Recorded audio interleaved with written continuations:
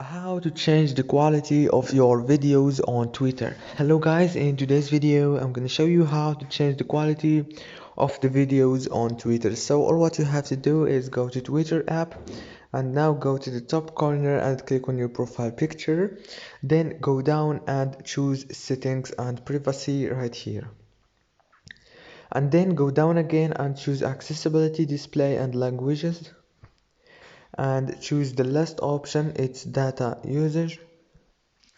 Go down and you will find the video option. Here you can choose high quality video. If you want always to see high quality videos, choose mobile data and Wi-Fi, and go again here and you will find video autoplay if you want it for Wi-Fi only or wherever.